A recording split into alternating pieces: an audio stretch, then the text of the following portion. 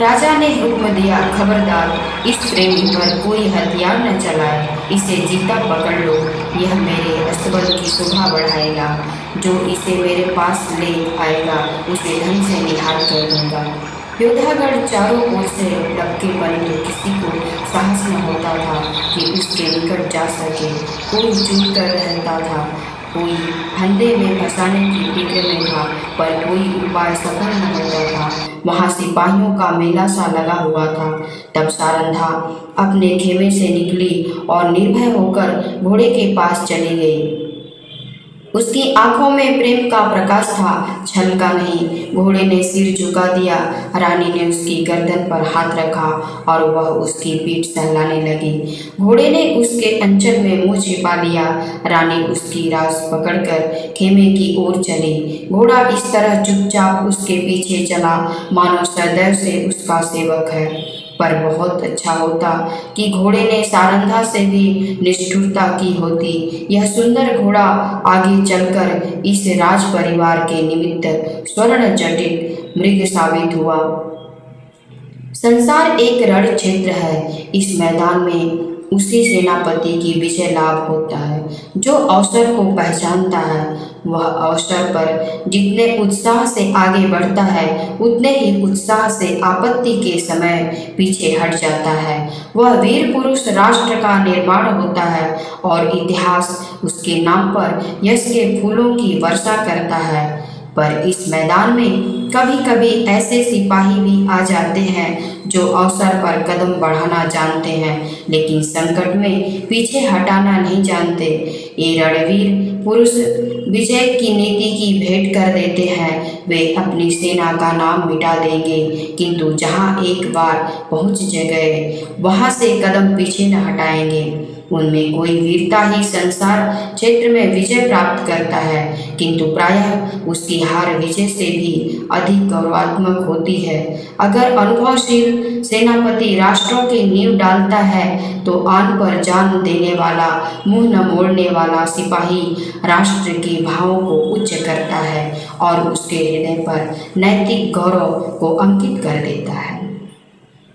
उसे इस कार्य क्षेत्र में चाहे सफलता न हो, किंतु जब किसी वाक्य का सभा में उसका नाम जबान पर आ जाता है, श्रोतागण एक स्वर से उसकी कीर्ति गौरव को प्रतिध्वनित कर देते हैं। सारंधा आन पर जान देने वाले में थी। शाहजादा मुहिद्दीन चंबल के किनारे से आगरे की ओर चला तो सौभाग्य उसके सिर पर मूर्छल हिलाता था। जब वह आगरे पहुंचा तो विजय देवी ने उसके लिए सिंहासन सजा दिया।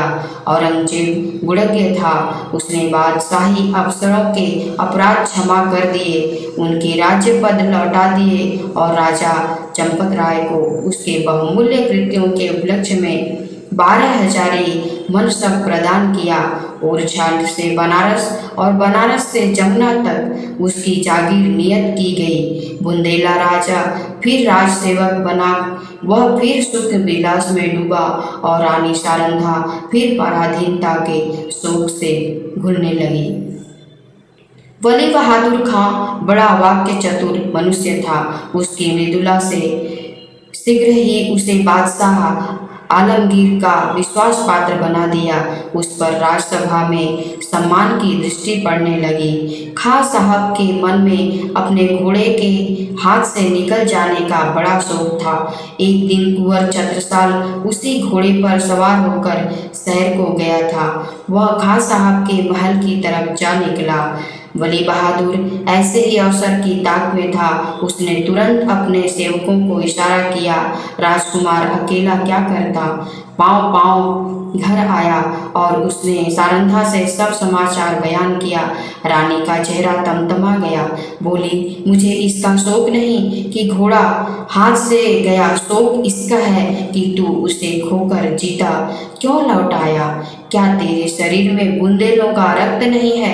घोड़ा न मिलता न सही, किंतु तुझे दिखा देना चाहिए था कि एक बुंदेला वाला योद्धाओं को तैयार उड़ाने की आज्ञा दी। हंसी नहीं, अस्त्र धारण किए और योद्धाओं के साथ बली बहादुर खां के निवास स्थान पर जा पहुंची। खां साहब उसी घोड़े पर सवार होकर दरबार चले गए थे। सारंधा दरबार की तरफ चली और एक क्षण में किसी वेगवती नदी के सादृश्य बादशाही दरबार के सामने जा पहुंची। यह फैजियत देखते ही दरबार में हलचल मच गई। अधिकारी वर्ग इधर उधर से आकर जमा हो गए। आलमगीर भी सहन से निकल आए। लोग अपनी अपनी तलवारें संभालने लगे और चारों तरफ सोच मच गया। कितने ही नेत्रों ने इसी दरबार में अमर सिंह की तलवार की चमक देखी थी। उन्हें वही घटना फिर याद आ गई। सारंधा ने उच्च स्वर से कहा, खां साहब, बड़ी लज्जा की बात है। आपने वही वीरता जो चंबल के तट पर दिखानी चाहिए थी, आज एक अबोध बालक के सम्मुख दिखाई है। क्या यह उचित था कि आप उससे घोड़ा छीन लेते? बली बहादुर खां की आंखों से अग्नि ज्वाला निकल रही थी। वे कड़ी आवाज से बोले, किसी गैर की क्या मजाल है कि मेरी चीज अपने काम में लाए? रानी, वह आपकी चीज नहीं है, मेरी है। मैंने उसे रणभूमि में पाया है और उस पर मेरा अधिकार है। क्या रणनीति की इतनी मोटी बात भी आप नहीं जानते? खां साहब, वह घोड़ा मैं नहीं दे सकता। उसके बदले में सारा अस्तबल आपकी नजर है। रानी, मैं अपना घोड़ा लूंगी। खां साहब, मैं उसके दरबार जहरात दे सकता हूँ, परंतु घोड़ा नहीं दे सकता। रानी, तो फिर इसका निश्चय तलवार से होगा। बुंदेला योद्धाओं ने तलवारें सौंप ली और निकट था कि दरबार की भूमि रक्त से पल्लवित हो जाए। बादशाह आलमगीर ने बीच में आकर कहा, रानी साहिबा, आप सिपाहियों को रोकें। घोड़ा आपको मिल जाएगा, परंतु इसका मूल्य बहुत देना पड़ेगा। रानी, मैं उसके लिए अपना सर्वस्व खोने को तैयार हूँ। बादशाह, जागीर और मनसब भी। रानी, जागीर और मनसब कोई चीज नहीं है। बादशाह, अपना राज्य भी। रानी, हाँ, राज्य भी। बादशाह, एक घोड़े के लिए? रानी, नहीं, उस पदार्थ के लिए जो संसार में सबसे अधिक मूल्यवान है। बादशाह, वह क्या है? रानी, अपनी आन। इस भांति रानी ने अपने घोड़े के लिए अपनी विस्तृत जागीर, उच्च राज और राज सम्मान सब हाथ से खोया। और केवल इतना ही नहीं, भविष्य के लिए कांटे बोए। इस घड़ी से अंत दशा तक चंपत राय को शांति न मिली। राजा चंपत राय ने फिर ओरछेस के किले से पदार्पण किया। उन्हें मनसब और जागीर के हाथ से निकल जाने का अत्यंत शोक हुआ, किंतु उन्होंने अपने मुंह से शिकायत का एक शब्द भी नहीं निकाला। वे सारंधा के स्वभाव को भली भांति जानते थे। शिकायत इस समय उसके आत्मगौरव पर कुठार का काम करती। कुछ दिन यहाँ शांतिपूर्वक व्यतीत हुए, लेकिन बादशाह सारंधा की कठोर बात भूला न था। वह क्षमा करना जानता ही न था। जो ही भाइयों की ओर से निश्चित हुआ, उसने एक बड़ी सेना चंपत राय का गर्व चूर्ण करने के लिए भेजी और 22 अनुभवशील सरदार इस मुहिम पर नियुक्त किए। शुभकरण बुंदेला साहब बादशाह का सूबेदार था। वह चंपत राय का बचपन का मित्र और सहपाठी था। उसने चंपत राय को परास्त करने का बीड़ा उठाया और भी कितने ही बुंदेल सरदार राजा से विमुख होकर बादशाही सूबेदार से आ मिले। एक घोर संग्राम हुआ। भाइयों की तलवारें रक्त से लाल हुईं।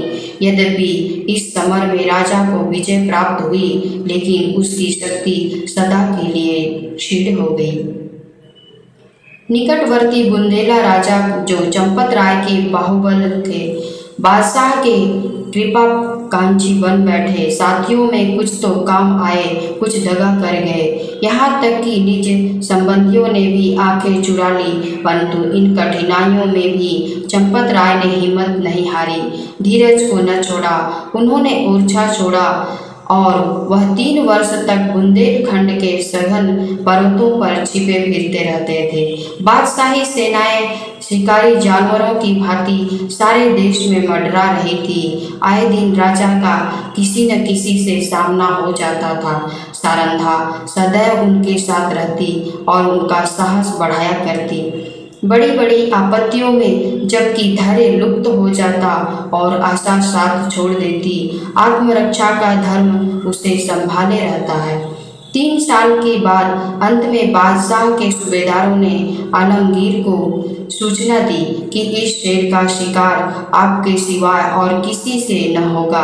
उत्तर आया कि सेना को हटा लो और घेरा उठा लो। राजा ने समझा संकट से निवृत्ति हुई, पर वह बात शीघ्र ही भ्रमात्मक सिद्ध हो गई। 3 सप्ताह से बादशाही सेना ने ओरछा घेर रखा है। जिस तरह कठोर वचन हृदय को छेद डालते हैं, उसी तरह तोपों के गोलों ने दीवारों को छेद डाला है। किलों में 20,000 आदमी घिरे हुए हैं, लेकिन उनमें आधे से अधिक स्त्रियां और उनसे कुछ ही कम बालक हैं। मर्दों की संख्या दिनों दिन न्यून होती जाती है। आने जाने के मार्ग चारों तरफ से बंद हैं। हवा का भी गुजर नहीं। रसद का सामान बहुत कम रह गया है। स्त्रियां पुरुषों और बालकों को जीवित रखने के लिए आप उपवास करती हैं। लोग बहुत हताश हो रहे हैं। औरतें सूर्य नारायण की ओर हाथ उठा उठाकर शत्रु को पूछती हैं। बालक वृंद मारे क्रोध के दीवार की आड़ से उन पर पत्थर फेंकते हैं, जो मुश्किल से दीवार के उस पार जा पाते हैं। राजा चंपतराय स्वयं ज्वर से पीड़ित हैं। उन्होंने कई दिन से चारपाई नहीं छोड़ी। उन्हें देखकर लोगों को कुछ ढाढ़स होता था, लेकिन उनकी बीमारी से सारे किले में नैराश्य छाया हुआ था। राजा ने सारंधा से कहा, आज शत्रु जरूर किले में घुस आएंगे। सारंधा, ईश्वर न करे कि आंखों से वह दिन देखना पड़े। राजा, मुझे बड़ी चिंता हुई। इन अनाथ स्त्रियों और बालकों की है। गेहूं के साथ यह घुन भी पिस जाएंगे। सारंधा, हम लोग यहाँ से निकल जाएं तो कैसा रहेगा? राजा, इन अनाथों को छोड़कर। सारंधा, इस समय इन्हें छोड़ देने में ही कुशल है। हम न होंगे तो शत्रु इन पर कुछ दया ही करेंगे। राजा, नहीं, यह लोग मुझसे न छोड़े जाएंगे। मर्दों ने अपनी जान हमारी सेवा में अर्पण कर दी है। उनकी स्त्रियों और बच्चों को मैं कदापि नहीं छोड़ सकता। सारंधा, लेकिन यहाँ रहकर हम उनकी कुछ मदद भी तो नहीं कर सकते। राजा, उनके साथ प्राण को दे सकते हैं। मैं उनकी रक्षा में अपनी जान लड़ा दूंगा। उनके लिए बादशाही सेना की मुसावट करूंगा, कारावास की कठिनाइयां सहूंगा, किंतु इस संकट में उन्हें छोड़ नहीं सकता। सारंधा ने लज्जित होकर सिर झुका लिया और सोचने लगी, निःसंदेह प्रिय साथियों को आग की आंच में छोड़कर अपनी जान बचाना घोर नीचता है। मैं ऐसी स्वार्थन हो गई थी, किंतु एकाएक विचार उत्पन्न हुआ। बोली, यदि आपको विश्वास हो जाए कि इन आदमियों के साथ कोई अन्याय न किया जाएगा, तब तो आपको चलने में कोई बाधा न होगी। राजा सोचकर, कौन विश्वास दिलाएगा? सारंधा, बादशाह के सेनापति का प्रतिज्ञा पत्र। राजा, हाँ, तब मैं सानंद चलूंगा। सारंधा विचार सागर में डूबी। बादशाह के सेनापति से क्यों कर यह प्रतिज्ञा कराऊं? कौन यह प्रस्ताव लेकर वहां जाएगा और निर्दयी ऐसी प्रतिज्ञा करने ही क्यों लगे? उन्हें तो अपनी विजय की पूरी आशा है। मेरे यहाँ ऐसा नीति कुशल वाक्पटु चतुर कौन है जो इस दुस्तर कार्य को सिद्ध करे? छत्रसाल चाहे तो कर सकता है, उसमें यह सब गुण मौजूद है। इस तरह मन में निश्चय करके रानी ने छत्रसाल को बुलाया। यह उसके चारों पुत्रों में बुद्धिमान और साहसी था। रानी उससे सबसे अधिक प्यार करती थी। जब छत्रसाल ने आकर रानी को प्रणाम किया तो उनके कमल नेत्र सजल हो गए और हृदय से दीर्घ निश्वास निकल गया। छत्रसाल, माता, मेरे लिए क्या आज्ञा है? रानी, आज लड़ाई का क्या ढंग है? छत्रसाल, हमारे 50 योद्धा अब तक काम आ चुके हैं। रानी, बुंदेलों की लाज अब ईश्वर के हाथ है। छत्रसाल, हम आज रात को छापा मारेंगे। रानी ने संक्षेप में अपना प्रस्ताव छत्रसाल के सामने उपस्थित किया और कहा, यह काम किसे सौंपा जाए? छत्रसाल, मुझको। रानी, तुम इसे पूरा कर दिखाओगे? छत्रसाल, हाँ, मुझे पूर्ण विश्वास है। अच्छा जाओ, परमात्मा तुम्हारा मनोरथ पूरा करे। छत्रसाल जब चला तो रानी ने उसे हृदय से लगा लिया और तब आकाश की ओर दोनों हाथ उठाकर कहा, दयानिधि, मैंने अपना तरुण और होनहार पुत्र बुंदेलों की आन के आगे भेंट कर दिया। अब इस आन को निभाना तुम्हारा काम है। मैंने बड़ी मूल्यवान वस्तु अर्पित की है, इसे स्वीकार करो। दूसरे दिन प्रातःकाल सारंधा स्नान करके थाल में पूजा की सामग्री लिए मंदिर को चली। उसका चेहरा पीला पड़ गया था और आंखें तले अंधेरा छाया जाता था। वह मंदिर के द्वार पर पहुंची थी कि उसके थाल में बाहर से आकर एक तीर गिरा। तीर की नोक पर एक कागज का पुर्जा लिपटा हुआ था। सारंधा ने थाल मंदिर के चबूतरे पर रख दिया और पुर्जे को खोल कर देखा तो आनंद से चेहरा खिल गया। लेकिन यह आनंद क्षण भर का था। हाय, इस पुर्जे के लिए मैंने अपना प्रिय पुत्र हाथ से खो दिया है। कागज के टुकड़े को इतने महंगे दामों किसने लिया होगा। मंदिर से लौटकर सारंधा राजा चंपत राय के पास गई और बोली, प्राणनाथ, आपने जो वचन दिया था उसे पूरा कीजिए। राजा ने चौंक कर पूछा, तुमने अपना वादा पूरा कर दिया? रानी ने वह प्रतिज्ञा पत्र राजा को दे दिया। चंपत राय ने उसे गौर से देखा, फिर बोले, अब मैं चलूंगा और ईश्वर ने चाहा तो एक बार फिर शत्रुओं की खबर लूंगा। लेकिन सारन, सच बताओ, इस पत्र के लिए क्या देना पड़ा है? रानी ने कुंठित स्वर से कहा, बहुत कुछ। राजा, सुनो। रानी, एक जवान पुत्र। राजा को 12 साल लग गया। पूछा, कौन? अंगद राय। रानी, नहीं। राजा, रतन शाह। रानी, नहीं। राजा, छत्रसाल। रानी, हाँ। जैसे कोई पक्षी गोली खाकर परों को फड़फड़ाता है और तब बेदम होकर गिर पड़ता है, उसी भांति चंपत राय पलंग से उछले और फिर अचेत होकर गिर पड़े। छत्रसाल उनका परम प्रिय पुत्र था। उनके भविष्य की सारी कामनाएं उसी पर अवलंबित थी। जब चेत हुआ तब बोले, सारन, तुमने बुरा किया। अंधेरी रात थी। रानी सारंधा घोड़े पर सवार चंपत राय को पालकी में बैठाए किले के गुप्त मार्ग से निकली जाती थी। आज से बहुत काल पहले एक दिन ऐसी ही अंधेरी दुखमय रात्रि थी। तब सारंधा ने शीतला देवी को कुछ कठोर वचन कहे थे। शीतला देवी ने उस पर जो समय भविष्यवाणी की थी वह आज पूरी हुई। क्या सारंधा ने उसका जो उत्तर दिया था वह भी पूरा होकर रहेगा? मध्याह्न था। सूर्य नारायण सिर पर आकर अग्नि की वर्षा कर रहे थे। शरीर को झुलसाने वाली प्रचंड प्रखर वायु वन और पर्वत में आग लगाती फिरती थी। ऐसा विदित होता था मानो अग्निदेव की समस्त सेना गरजती हुई चली आ रही है। गगन मंडल इस भय से कांप रहा था। रानी सारंधा घोड़े पर सवार चंपत राय को लिए पश्चिम की तरफ चली जाती थी। ओरछा 10 कोस पीछे छूट चुका था और प्रतिक्षण यह अनुमान स्थिर होता जाता था कि अब हम भय के क्षेत्र से बाहर निकल आए। राजा पालकी में अचेत पड़े हुए थे और कहार पसीने में सराबोर थे। पालकी के पीछे 5 सवार घोड़ा बढ़ाए चले जाते थे। प्यास के मारे सबका बुरा हाल था। तालू सूखा जाता था। किसी वृक्ष की छाह और कुएं की तलाश में आंखें चारों ओर दौड़ रही थी। अचानक सारंधा ने पीछे की तरफ फिर कर देखा तो उसे सवारों का एक दल आता हुआ दिखाई दिया। उसका माथा ठनका कि अब कुशल नहीं है, यह लोग अवश्य हमारे शत्रु हैं। फिर विचार हुआ कि शायद मेरे राजकुमार अपने आदमियों को लिए हमारी सहायता को आ रहे हैं। नैराश्य में भी आशा साथ नहीं छोड़ती। कई मिनट तक वह इसी आशा और भय की अवस्था में रही, यहाँ तक कि वह दल निकट आ गया और सिपाहियों के वस्त्र साफ नजर आने लगे। रानी ने एक ठंडी सांस ली। उसका शरीर दृढ़वत कांपने लगा। यह बादशाही सेना के लोग थे। सारंधा ने कहारों से कहा, डोली रोक लो। बुंदेला सिपाहियों ने भी तलवारें खींच ली। राजा की अवस्था बहुत शोचनीय थी, किंतु जैसे दबी हुई आग हवा लगते ही प्रदीप्त हो जाती है, उसी प्रकार इस संकट का ज्ञान होते ही उनके जर्जर शरीर में वीरात्मा चमक उठी। वे पालकी का पर्दा उठाकर बाहर निकल आए। धनुष बाण हाथ में ले लिया, किंतु वह धनुष जो उनके हाथ में इंद्र का वज्र बन जाता था, इस समय जरा भी न झुका। सिर में चक्कर आया और थर्राए और वे धरती पर गिर पड़े।